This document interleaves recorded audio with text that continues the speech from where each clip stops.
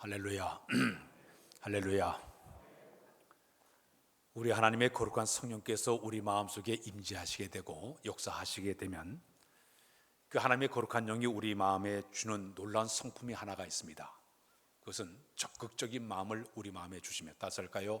적극적인 마음.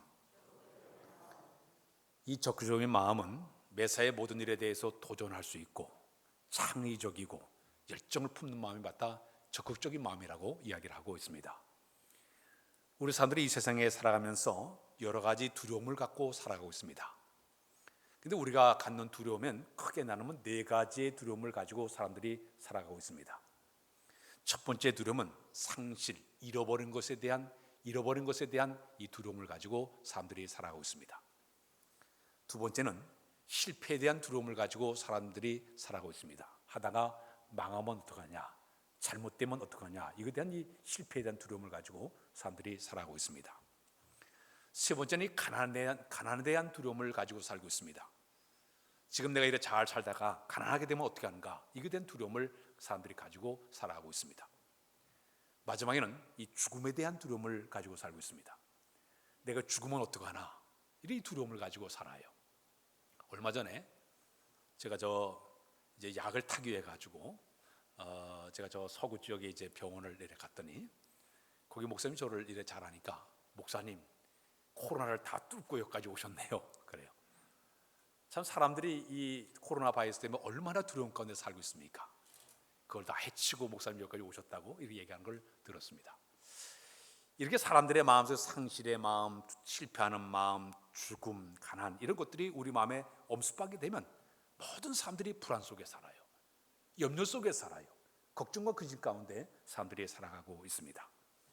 그런데 적극적인 성품은 어떤 성품인가 하면, 그럼에도 불구하고요, 이렇게 실패와 상실과 죽음과 가난이 있음에도 불구하고 그 마음속에 이것을 다 걷어내버리고 오히려 자신감을 가지고, 그리고 또 담대함을 가지고 적극적으로 나가는 이 마음을 갖다가 이 적극적인 성품이라고 그렇게 이야기를 하고 있습니다. 세상에서 실패하는 사람들의 특징이 있습니다. 크게 나누면 세 가지의 성품이 있는데, 첫 번째 성품이 어떤 성품이냐, 갖가지 이유와 구실을 붙이는 사람은 실패할 수밖에 없다는 얘기입니다. 나는 능력이 없고, 나는 돈도 가지고 있지 않고, 나는 지식도 없고 힘들기 때문에 자꾸 핑계와 구실을 대는 사람들이 대부분 실패한다고 그렇게 이야기를 하고 있습니다.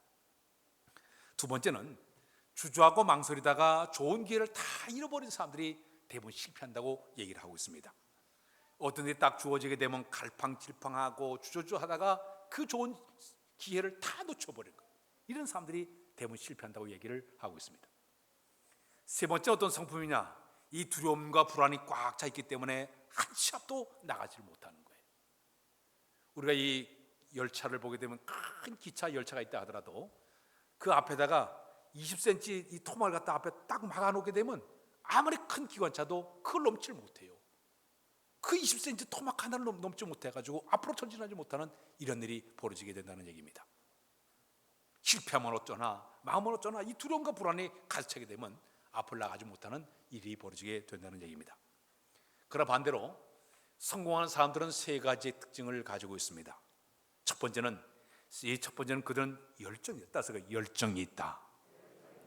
이 열정은 성취 의욕이 대단히 강한 사람이에요.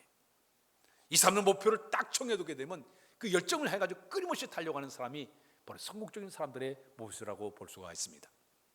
저 서울의 태능촌, 또 진천에도 이제 그 훈련하는 데가 생겼는데, 우리나라의 그 국가 대표 선수들이 금메달을 따기 위해 가지고 막 땀을 흘리면서 연습과 훈련하고 있습니다.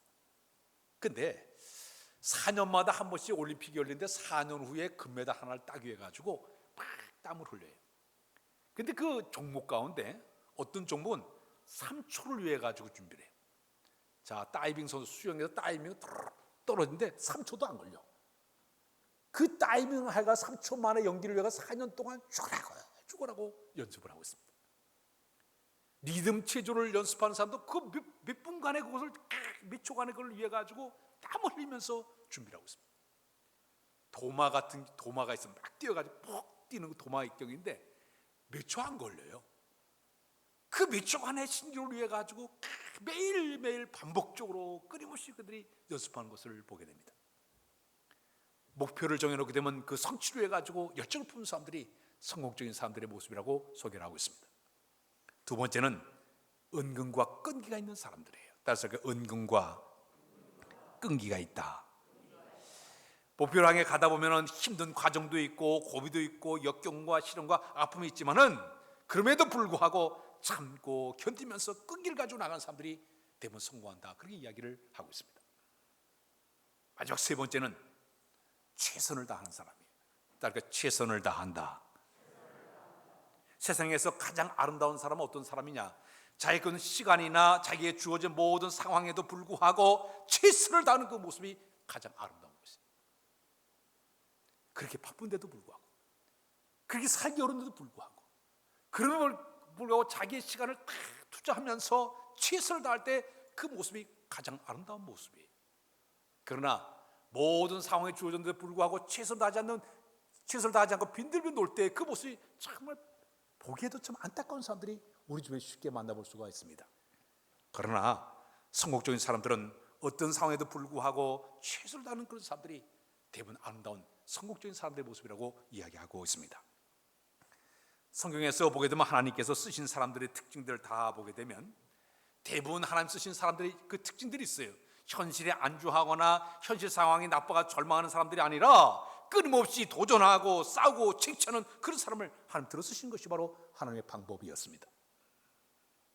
성경을 보게 되면 사도 바울이 에베소서 목회는 젊은 목회자 디모데에게 내가 목회를 잘해 나가기 위해서는 세 가지의 마음을 품으라고 소개하는 내용이 들어가 있습니다. 영어로 V라고 얘기하는데 세 가지 V가 첫 번째, 너는 비전을 품으라. 너는 저 의의 멸류관을 바라보고 하나님 부름의 상을 바라보고 끊임없이 이 꿈을 가지고 목표로 해서 너는 달려가라고 이제 그에게 비전과 꿈을 그에게 이제 얘기를 하고 있습니다. 두 번째 V는 비텔리티라는 얘기는 내가 이 열정과 성취력을 가지고 디모데전서 4장 14절에 너는 이 모든 일에 전심전력하여 너의 성숙함을 모든 사람들에게 나타내 보여내라. 전심전력이 바로 열정을 가지고 내가 달려가라고 얘기하고 있습니다. 마지막에는 V, 벤처, 도전, 모험 정신을 가지고 내가 도전하라고 얘기하고 있습니다. 디모데전서 6장의 12절을 보게 되면 너는 믿음의 선한 싸움을 싸우라. 가만히 안주하지 말고 계속적으로 싸워서 쟁취하는 의의 멸류관을 바라보고 달려가는 그런 믿음의 사람이 되라고 계속적으로 강조하는 것을 보게 됩니다. 오늘 아침에 우리에도 이 세 가지의 마음이 있어야 될 줄로 믿습니다. 구약에 보게 되면 창세기 13장과 14장에 쭉 보게 되면 이런 이야기가 나오고 있습니다. 아브라함이 자기 고향 친척 아비 집을 떠난 다음에 드디어 가나안 땅에 도착을 했습니다. 그런데 자기 혈육의 조카 롯과 함께 와가지고 생활하게 되었습니다. 시간이 흘러가며 따라가지고 이 아브라함의 재산이 점점점 불어나기를 시작을 했습니다. 그런데 이 조카 롯의 재산도 막 불어나기 시작을 했어요. 재산이 적을 때는 괜찮은데 재산이 점점 이렇게 양과 염소와 소떼와 이런 거 낙타떼가 점점 많아지다 보니까 이 조카 롯의 목자들과 여기 있는 아브라함의 이 목자들이 자꾸 쌈박질하는 거예요. 자꾸 이렇게 싸우는 거예요. 어느 날 여기 아브라함이 안 되겠다. 그래서 조카 롯을 불렀습니다. 너 나하고 함께 골육 친척인데 이래 싸우면 안 되니까 우리 서로 헤어지자. 갈라지자 그랬어. 그래서 조카를 예 그렇게 하겠습니다. 그러나 내가 너에게 조건을 주겠다. 내가 오른편을 택하면 내가 왼편을 택하겠다. 반대로 네가 왼편을 택하면 내가 오른편을 택할 테니까 네가 먼저 선택하라 했습니다. 요즘 우리들 같으면 형님 먼저 삼촌 먼저 하십시오. 그런 게 당연한데 이 조카는 욕심이 좀 많은 것 같아요. 쭉 요단 동편을 바라보니까 물도 많고 성경의 표현으로 에덴 동산처럼 애굽의 땅같이 아주 물도 풍부하고 풀이 많은 지역이 내가 저기를 선택하겠습니다. 그게 아브라함이 그래 너 가자. 그리고 아브라함 반대 방향을 향해서 출발하게 됩니다. 반대로 선택한 그 땅은 정반대의 땅이었습니다. 황무하고 척박한 황무지였습니다. 또 거기다가 그 산은 산악지대, 높은 산악지대다 보니까 적군들이 거기 우글우글대는 그런 지역이었습니다. 자, 눈으로 볼 때 아브라함이 얼마나 실망을 했겠습니까? 자기가 말에 의해서 이렇게 선택을 했지만은 저긴 롯이 선택한 것과 자기가 선택한 곳은 이 황무하고 척박하고 사락지대고 이런 지역을 향해서 자기가 가야 되는 그런 안타까운 일이 벌어지고 말았습니다. 어깨를 축 늘어뜨리고 의기소침해 있는 아브라함에게 우리 하나님께서 나타나서 이런 말씀을 들려주고 있습니다. 아브라함에게 너는 눈을 들어 동서남북을 바라보아라. 보이는 모든 땅을 내가 너에게 주겠다 그랬습니다. 눈을 들어서 내가 동서남북을 다 바라보는데 보이는 모든 땅을 내가 너에게 주겠다. 이 말하면 믿음을 가지고 다 바라보라고 그에게 명령을 내렸습니다. 두 번째는 내가 종으로 행어로 내가 걸어보아라. 두루 다니는 모든 땅을 밟는 그 땅을 내가 너에게 주겠다. 약속의 말씀을 주게 됩니다. 이 말의 의미는 믿음을 가지고 내가 바라보고 믿음을 가지고 한 걸음 한 걸음 걸어가게 되면 도전하고 정복하면 내가 받는 모든 땅을 너에게 주겠다. 약속의 말씀을 그에게 주게 됩니다. 아브라함은 그 약속을 꽉 붙잡고 그 땅을 개척해 나간 줄로 믿습니다. 우리 하나님 쓰시는 방법이 바보래요. 현실은 이렇게 황무하고 척박하고 사락지대고 이렇게 불가능한 지역이지만 믿음을 품고 행진하면 주께서 함께 하시면 모든 것이 가능한 줄로 믿습니다. 오늘 본문에 또 똑같은 상황이 벌어지고 있습니다.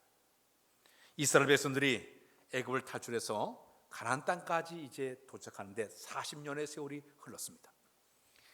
마지막 40년의 세월이 흘러가서 이제 그들이 가나안 땅을 도착을 해서 그 땅을 점령해 들어가는데 그때 이제 그 점령에 앞장선 사람이 바로 여호수아였습니다. 모세를 대해서 여호수아가 지도자가 돼서 마침내 그 땅을 막 이제 정복해 들어갔는데 한 7년간의 세월이 흘리게 됩니다.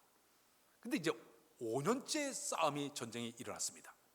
5년 동안 막 싸워가지고 땅을 정복하게 되면 이제 땅을 지파 수대로 다 제비를 뽑아가지고 땅을 다 분별하게 됩니다. 자, 근데 이제 5년째 싸움을 하면서 이렇게 딱 보니까 모든 지파 사람들이 가장 가기 싫어하고 두려워하는 지역이 하나가 있었습니다. 그 지역이 바로 뭐냐면 아까 얘기했던 아브라함과 얘기했던 헤브론 땅이에요. 그 헤브론 산은 거기는 아주 그 크고 견고한 성에다가 성벽과 요새가 꽉 들어찬 그런 성이었고 거기에는 네피림 후손은 거인족 안악자손이 다 거기 버티고 있었습니다. 그 다른 지파 모든 사람들이 그 땅을 가기를 다 싫어했어요. 우리 편안한 땅에서 쉬운 땅에 살겠다는 얘기예요. 다 그걸 기피하고 그렇게 있었습니다. 자, 그런데 그 당시에 여기는 성경에 오늘 보면 나오는 갈렙이라는 사람이 있었습니다. 이 갈렙은 전체 이스라엘 백성들의 나이 가운데 가장 고령자는 2명밖에 없었습니다.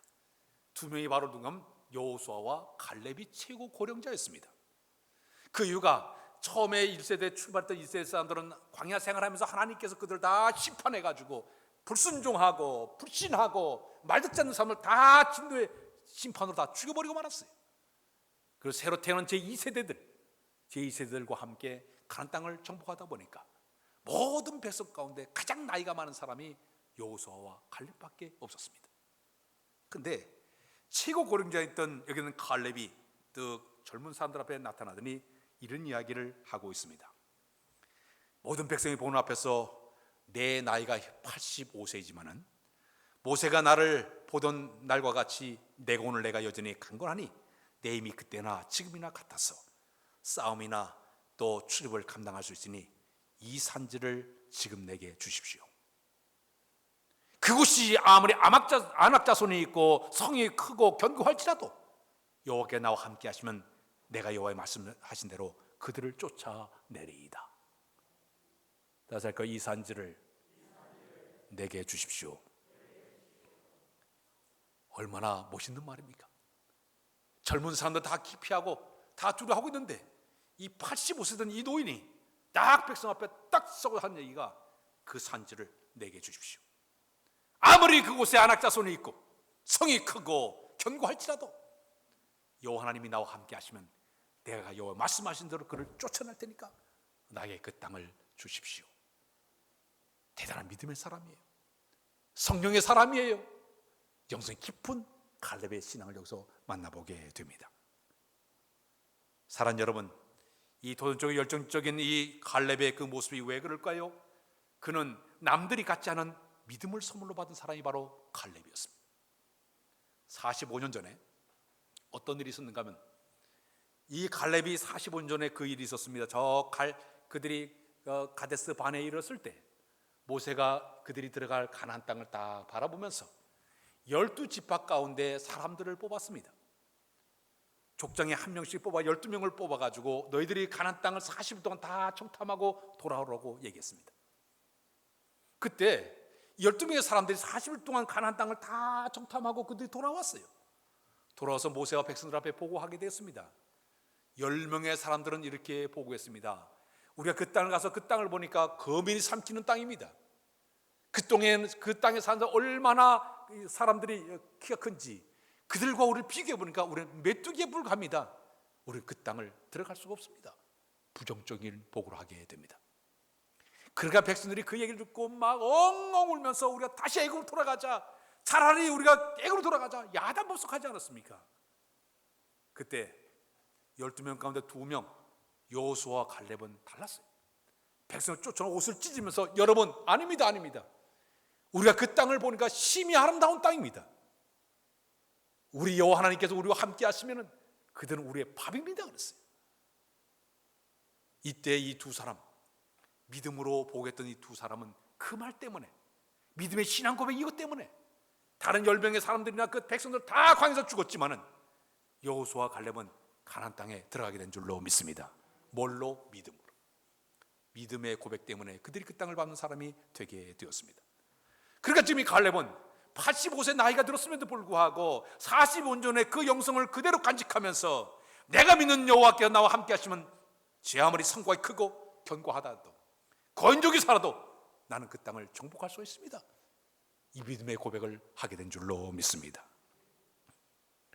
이 말이 이렇게 중요해요. 생각이 이렇게 중요해요. 이런 행동이 대단히 중요하다고 볼 수가 있는 것입니다. 사람들 가운데 보게 되면 20대, 30대에 살면서도 80대, 90대 같은 에너지 같은 사람들이 있어요. 어떤 일이 주어지면 그냥 귀찮아하고 소극적이고 부정적인 말로 끊임없이 그저 두려움과 불안과 염려병에 사는 그런 사람들이 있습니다. 반대로 80세, 90세 살아가면서도 30, 40대의 정신을 가지고 사는 사람도 있어요. 아주 말할 때마다, 생각할 때마다, 행동할 때마다 적극적이고 열정적이고 도덕적인 이런 사람들을 우리가 쉽게 만나볼 수가 있습니다. 제가 설교 준비하다가 없다라는 시리즈를 일해봤어요. 없다. 20대 사람들은 철이 없대요. 30대 사람들은 답이 없대요. 40대 사람들은 돈이 없대요. 50대 사람들은 일거리가 없대요. 60대 사람들은 세상에 낚시 없다고 얘기합니다. 70대 사람들은 이빨이 없대요. 80대 사람들은 자기 부인이 먼저 세상 돼서 처가 없대요. 90대 사람들은 시간이 없대요. 100세 사람들은 다 필요가 없대요. 없는 것만 따지면 사는 사람들은 도전하기 힘들 거예요. 있다 하는 사람들은 그럼에도 불구하고 도전력이 생기지 않겠습니까? 성경에 하나님께서 쓰신 사람들의 특징들로 보게 되면 나이 많은 사람들 쓰신 일이 있어요. 아브라함이 자기 고향 친척 아비를 떠날 때 그의 나이가 75세였습니다. 75세에도 불구하고 하나님 지시할 땅을 향해서 그건 출발하지 않았습니까? 모세가 하나님께 부름받았을 때 그의 나이가 몇 살이냐? 80세였습니다. 80세인데도 불구하고 40년 동안 이스라엘 백성을 이끌고 그 유대와 그 모두 수르 광야, 신광야를 거치면서 백성들을 잘 리더하지 않습니까? 그의 나이가 120세가 되었을 때 신명기 34장 7절에 보게 되니까 모세 나이가 120세라 그는 눈이 흐려지지 아니하고 기력이 쇠하지 아니하였다라 그랬습니다. 왜? 이유가 뭘까요? 믿음 가운데 살았기 때문에. 하나님을 의지하고 살다 보니까 아주 정열적으로 살다 보니까 하나님께 젊음을 줬어요. 힘을 줬어요. 능력을 줬어요. 제 아내와 함께 가끔 그런 얘기해요. 차를 이렇게 하다가 또 TV를 보다가 저희 나이와 저 TV에 나온 사람과 세상 사람들 보게 되면 더 늙어 보이는 사람들이 굉장히 많아요. 또 우리 교인들을 비교해 보면 나이는 많은데 젊게 일해 사시는 분이 계세요. 우리 신앙 가진 사람들 젊은 이유가 뭔지 알아요? 술, 담배도 좀 적게 하고 또 안 먹다 보니까 피부가 곱지 않습니까? 또 거기다가 또 절제 생활을 하게 되고 또 거기다가 일주일에 교회 와서 이 찬양을 부를 수 있는 것, 또 마음을 편안하게 갈 수 있는 것, 이게 젊게 사는 하나의 비결이 되지 않겠습니까? 갈렙의 영성은 나와 함께 하신다는 그 믿음이 그의 마음속에 이런 마음을 도전 정신을 품게 하고 개척자의 마음을 가지고 출발한 그런 믿음을 갖게 되었습니다. 제 아무리 성이 견고하고 건조하게 살고 있지만은 내가 한번 도전해보겠다, 이 영을 감서 개척해보겠다, 이 믿음의 말과 행동과 이 모든 것은 바로 뭐냐? 하나님이 그에게 믿음을 선물 줬기 때문에 가능한 줄로 믿습니다. 오늘 이 아침에 우리에게 중요한 믿음이 있습니다. 하나님의 약속을 굳게 잡으시기를 바랍니다. 민수기 13장 14장에 보게 되면 45년의 가데스 바네에서 모세를 통해 주신 하나님의 약속의 말씀이 있었습니다. 민수기 14장 24절에 내 종 갈렙은 그들의 마음과 달라서 나를 온전히 따랐으므로 그가 갔던 땅으로 내가 그를 인도하여 드릴지니 그 자손이 그 땅을 차지하리라. 45년에 갈렙이 준 그 말씀을 갈렙은 그대로 꽉 붙잡았어요. 아직 정복할 땅이 많이 남아있지만은 젊은 층들은 다 두려워하고 다 포기하지만 갈렙은 아니다. 40년 전에 하나님 나에게 준 약속의 말씀이 있다. 이 약속을 붙잡고 그는 그 땅을 도전하겠다고 얘기하고 있습니다. 더욱이 이 갈렙의 믿음 속에는 여호와 하나님이 나와 함께 하신다, 이것을 그는 마음속에 굳게 믿었어요. 우리가 신앙생활할 때 중요한 게 있죠. 하나님이 나와 함께 하신다는 믿음, 이 말을 임마누엘이죠. 따라서 임마누엘, 하나님 나와 함께 하시는데 뭘 두려워하겠냐. 소년 다윗이 저 골리앗과 싸우러 나갈 때 이렇게 얘기하고 있습니다. 너는 칼과 단창으로 내게 나오지만 나는 만군의 여호와의 이름으로 내게 나간다 말이에요. 여호와 하나님이 나와 함께 하신다, 이 믿음이 있었기 때문에 물맷돌을 가지고 골리앗을 때려치지 않았습니까? 성경의 곳곳에 믿음의 3대 신앙 고백을 다 보게 되면 하나님 나와 함께 하시기 때문에 어떤 시련도 고난도 역경도 이겨낼 수 있습니다. 이게 신앙적인 고백이에요. 모세에게 들려준 말씀 가운데 이스라엘 백성에 주신 이런 말씀이 있습니다. 신명기 31장 8절에 보게 되면 우리 다 같이 읽어보겠습니다. 시작. 그리하면 여호와 그가 내 앞에서 가시며 너와 함께 하사 너를 떠나지 아니하시며 버지 아니하시리니 너는 두려워하지 말라, 놀라지 말라. 이스라엘 백성이 주신 말씀이에요.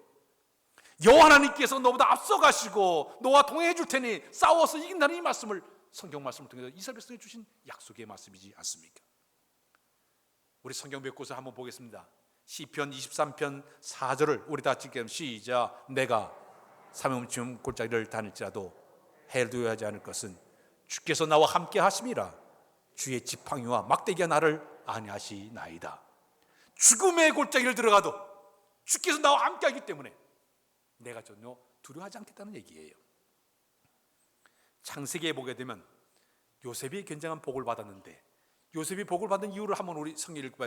2절과 3절 시작. 여호와께서 요셉과 함께 하심으로 그가 형통한 자가 되어 그의 준 애굽 사람의 집에 있으니, 내려갑니다. 그의 주인이 여호와께서 그와 함께 하심을 보며 또 여호와께서 그와 범사에 형통케 하심을 보았더라. 하나님이 함께 하니까, 아니 다른 사람이 하나님이 함께 하는 걸 볼 정도로 그는 축복의 사람, 형통의 사람이 됐다고 이야기를 하고 있습니다. 또 성경 한 거 더 보겠습니다. 이사야 43장 1절로 3절 시작. 야곱아 너를 창조하신 여호와께서 지금 말씀하시니라. 이스라엘아 너를 지신 네가 말씀하시니라. 너는 두려워하지 말라. 내가 너를 구속하였고 내가 너를 지명하여 불렀나니 너는 내 것이라. 내려갑니다. 내가 물 가운데로 지날 때에 내가 함께 할 것이라. 강을 건널 때에 물이 너를 침몰하지 못할 것이며 내가 불 가운데로 지날 때에 타지도 아니할 것이요 북극이 너를 사르지 못하리니 대전 나는 여호와 내 하나님이요 이스라엘의 거룩한이요 내 구원자임이라. 내가 애굽을 너를 속량물로 그수와 수발을 너를 대신하여 주었노라 한 것을 봅니다. 이사야 41장 10절 시작. 두려워하지 말라. 내가 너와 함께함이라. 놀라지 말라. 나는 내 하나님이 됨이라. 내가 너를 굳세게 하리라. 참으로 너를 도와주리라. 참으로 나의 의로운 오른손으로 너를 붙들리라. 성경 구석구석 보니까 함께 해주겠다, 도와주겠다, 계속적으로 우리에게 말씀을 주고 있기 때문에 이 말씀을 붙잡아야 될 줄로 믿습니다. 우리 찬송 하나 불러볼까요? 복음송가 우리 준비됐죠? 너의 하나님 여호와가 너의 가운데 계시니, 우리 한번 찬양 불러보겠습니다.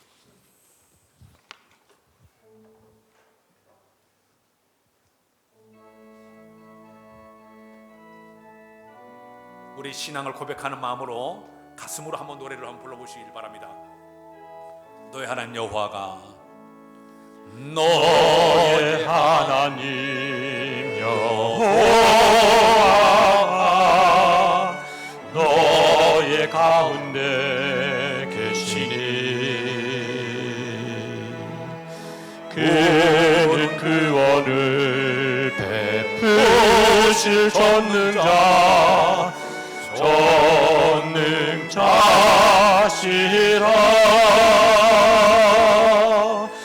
그가 너로 인하여 기쁨을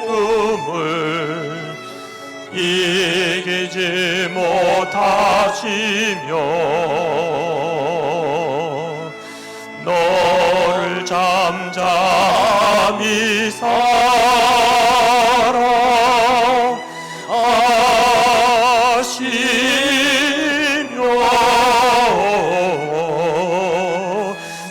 즐거이 불며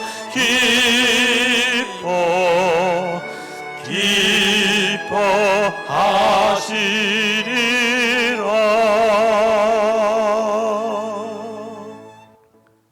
잠잠히 사랑만 해도 한데 정말 우리 뜨겁게 사랑하게 되면요, 우리 어떻게 살겠습니까? 여호와께 우리 함께 하심을 굳게 믿으시기를 바랍니다. 링컨 대통령이 그의 삶의 좌우명이 하나가 있었습니다. 그 좌우명이 하나님이 나와 함께 하시면, 이게 그의 좌우명이었어요. 그러다 보니까 그는 낙관주의자예요. 아무리 역경을 당하고 위태할 때나 어려움을 당할 때도, 실패할 때도 전혀 웃음을 잃지 않았어요. 그래서 사람들이 물어봤습니다. 당신 이렇게 어려움을 당하고 실패를 하고 어려움을 당했는데도 어떻게 이렇게 여유를 부리면서 이렇게 미소를 지을 수가 있습니까? 그때 링컨은 이렇게 대답했습니다. 하나님이 내 편이기 때문입니다. 그랬습니다. 그러니까 사람들이, 그럼 어떻게 해야 하나님을 당신의 편에 서게 할 수가 있겠습니까? 그때 링컨이 이렇게 대답했습니다. 하나님이 내 편에 어떻게 서실까 고민하지 말고 당신이 하나님 편에 서도록 노력하시기를 바랍니다. 하나님 편에 서야만이 도와주지. 하나님이 나와 함께 하시면 믿어야 도와주지. 이 신앙 없이는 우리가 도움을 받지 못하게 된다는 것입니다. 전 세계에서 성공한 사람들을 한 150명의 사람들을 전부 뽑아가지고 연구 논문을 발표한 적이 있습니다. 그 150명 가운데 정치가도 들어있고 경제인도 들어있고 학자들도 들어있고 또 스포츠맨도 들어있고 음악을 잘하는 사람도 있고 목사도 있고 선교사, 다양한 사람들이, 직업을 가진 사람들이 거기다 포함되어 있었습니다. 그 150명의 사람들은 성품도 다르고 하는 일도 다르고 분야도 다르고 모습도 다 달라요. 또 살아온 배경도 다 달라요. 그런데 가령 제2차 세계대전의 전쟁 영웅 조지 패튼 같은 사람은 아주 등치가 굉장히 크고 키도 굉장히 크고 성격이 우락부락한 사람도 거기 들어가 있어요. 반대로 인도의 캘커타에서 빈민족에서 사랑의 봉사로 섬김을 실천했던 마더 데레사 같은 사람은 키도 작고 야들야들하고 성격이 온순한 착한 사람도 거기 들어가 있습니다. 이 정반대적인 인물인데도 어떻게 이 사람들이 성공적인 사람이 되었을까? 논문을 써가지고 봤습니다. 이들의 특징을 보니까 세 가지의 특징이 나와 있었습니다. 첫 번째, 그들은 어떤 사람들이었는가 하면 소명의식이 대단히 강했습니다. 소명의식이라는 얘기는 남들보다 이 소명의식이 강한 것은 자기에게 주어진 일, 자기가 하는 모든 일은 하나님께서 나에게 운명적으로 나에게 맡겨주셨다. 이것을 그들이 분명하게 갖고 있었습니다. 그래서 자신들은 반드시 하나님께 주신 일이기 때문에 이 일을 해야만 되는 의식이 남보다 강하기 때문에 그들이 그 일을 감당했다고 얘기하고 있습니다. 그들은 자기 시간을 들일 때, 물질과 몸을 다 태울 때도 감사하는 마음으로 이 소명의식을 가지고 그 일을 감당했다고 얘기하고 있습니다.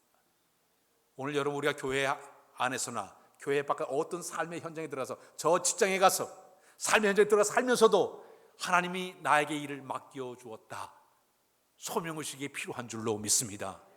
내 아내나 내 자녀나 내 모든 것도 마찬가지예요. 하나님 나에게 선물을 줬더니 소명의식이 있어야 돼요. 성직적인 의식이 있어야 돼요. 그래야만이 감사로 기쁨으로 그 일을 감당하게 된다는 이야기죠. 두 번째, 이 사람들은 집요함이 특출했습니다.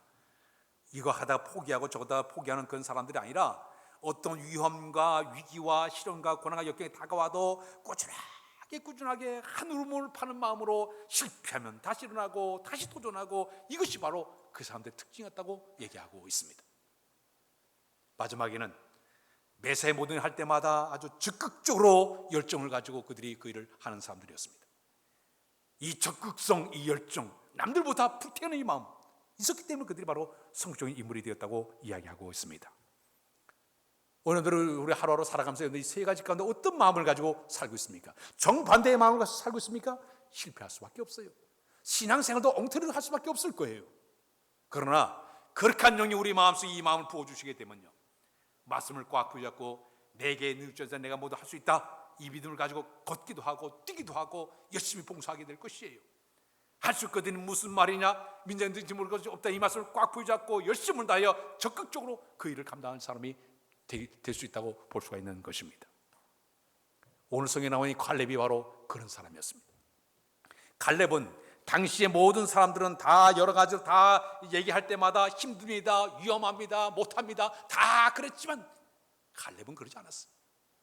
아닙니다. 내가 그 땅을 점령하겠습니다. 나에게 그 땅을 주십시오. 내가 다 쫓아내겠습니다. 이 당당한 믿음, 이 영성, 성령께서 그에게 주신 하나의 선물이 된 줄로 믿습니다. 우리나라가 지금 이 코로나 바이러스가 일어나면서 참 1997년도에 일어난 외환 위기 때보다 더 강력한 위기를 현재 맞이하고 있다고 얘기하고 있지 않습니까?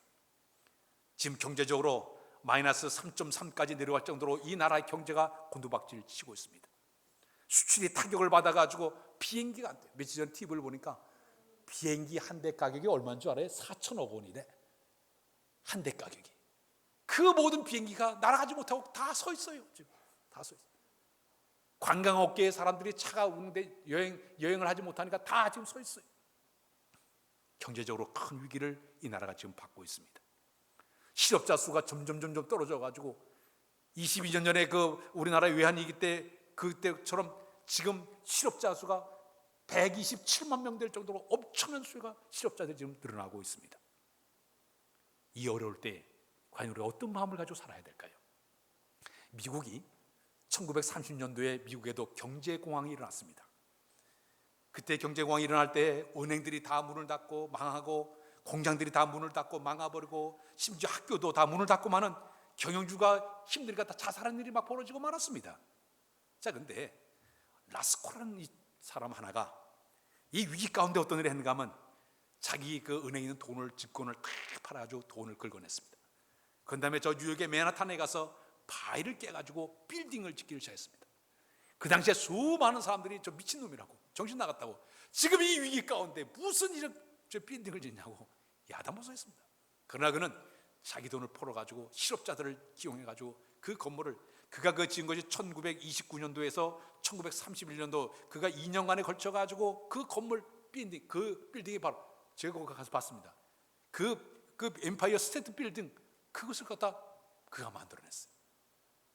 그 빌딩을 만들어내서 거기 사람들을 고용을 하고 임대를 하고 그래가지고 엄청난 돈을 만들어내지 않았습니까? 참 절망 가운데 이 희망을 품고 새로운 걸 도전한다는 것은 참 어렵겠지만은, 그러나 성령의 사람은 가능한 줄로 믿습니다. 불가능해도 가능할 수 있는 이런 눈을 뜨게 만들고 믿음으로 도전하게 만들고 나아들어오는 것이 바로 성령이 주시는 하나의 아름다운 성품이라고 볼 수가 있습니다.